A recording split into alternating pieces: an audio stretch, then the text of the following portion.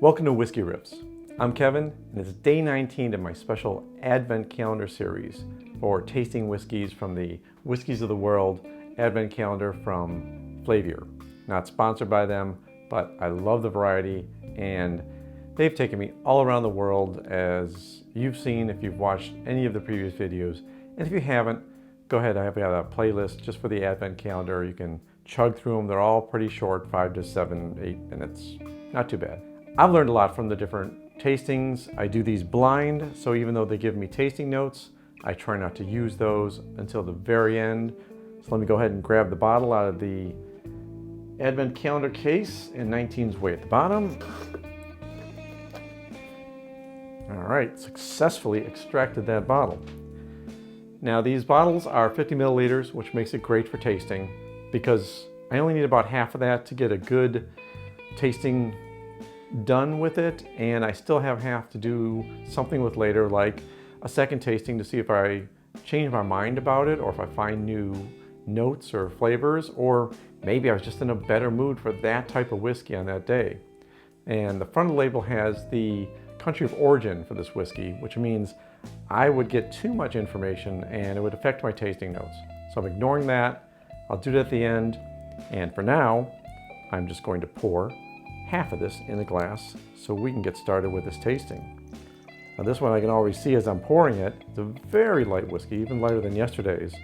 So it is probably not in the realm of bourbons or finished whiskeys, which all have very deep colors to them because bourbons mature quickly in the warmer climates, and flavor or finished whiskeys usually have some sort of wine or sherry casking, which definitely gives it a tint to it. This is extremely light, kind of like a very white wine type color. So a lot of citrus right off the bat on the nose. Nothing harsh or impacting me. I'm not getting smoke or brine from this. But there's a lot of citrus. Getting some honey and sweetness. And very light flavors. Ooh, that's got some heat to it. Now yesterday's whiskey had a lot of spice, and I attributed that spice to the oak, the wood spices, when it actually was a higher ABV. So I was pretty confused on that one. And this one, I think right away I have to elevate the ABV. I would have said just on the nose that this is more of a 46% ABV. But on that taste, that was very hot.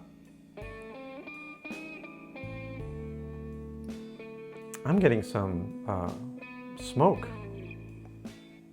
I wasn't getting that on the nose right away. But now when I do another nosing after the taste, I'm getting tire rubber. Sometimes you miss notes on the nose until after you do a tasting, because of course they're all connected.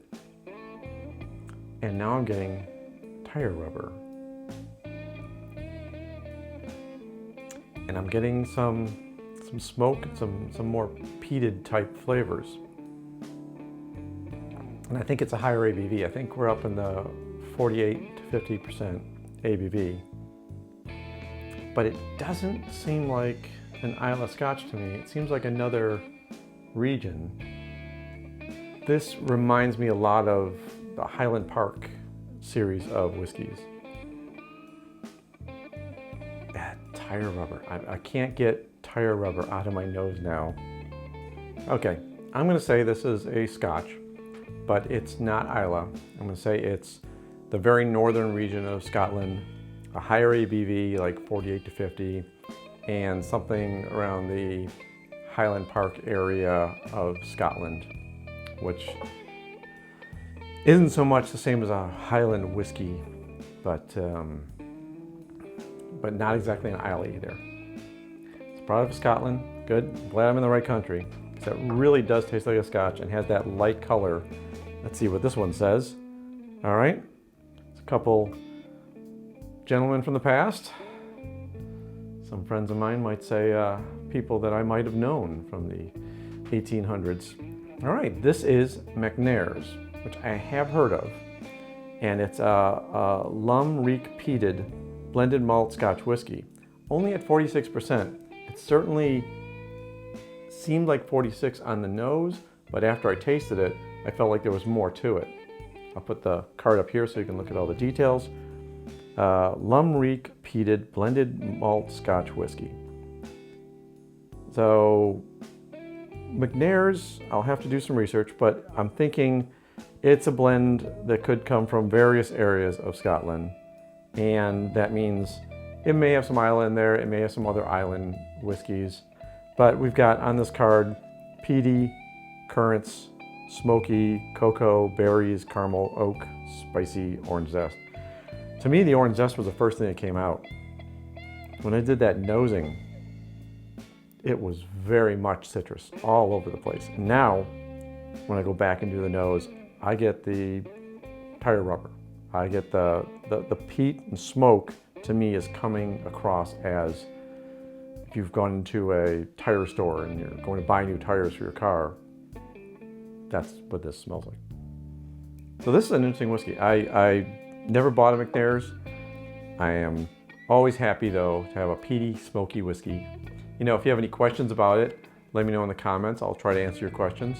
If it's something you've tasted before, please let me know, because I'd love to hear what you thought of it and what you think of the McNair's. You know, seem like fine fellows if they've made a decent whiskey like this. I hope you're getting ready to have a wonderful holiday season. Get to take a break from work, get to relax a little bit. I know 2020 has been a tough year, and we all deserve a little bit of an exhale at this time of year. So take it easy and be nice to the people around you, check in with loved ones, and until tomorrow, cheers.